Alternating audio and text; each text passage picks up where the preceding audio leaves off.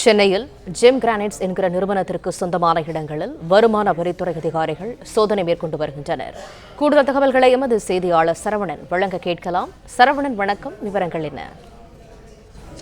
சென்னை கோபாலபுரம் கெத்தட்ரல் சாலையில GeM granite என்ற நிறுவனத்தினுடைய கார்ப்பரேட் அலுவலகம் செயல்பட்டு வருகிறது.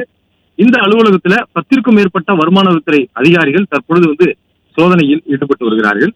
இந்த ஜெம் கிரானைட் நிறுவனத்தினுடைய விற்பனையகம் ஈசிஆர் சாலையில விட்டுவான்கேணி அருகே செயல்பட்டு வருகிறது. அங்கும் இந்த சோதனை நடப்பதாக அதிகாரிகள் தரப்புல தெரிவிக்கப்பட்டிருக்கிறது.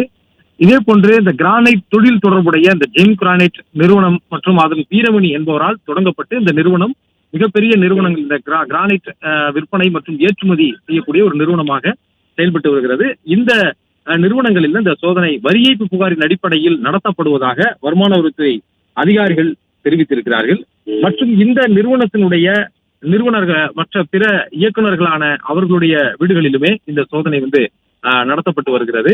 வீரமணி என்பவர் இந்த நிறுவனத்தை தொடங்கியிருக்கிறார். மற்றும் இந்த நிறுவனத்தினுடைய இயக்குநர்களாக சேகர் ரங்கசாமி, சேலம் ரங்கசாமி மற்றும் ரங்கசாமி ஆசை தம்பி என்ற ஆகிய அந்த 4 பேர் நிறுவனங்களுடைய இயக்குநராக இருக்கிறார்கள்.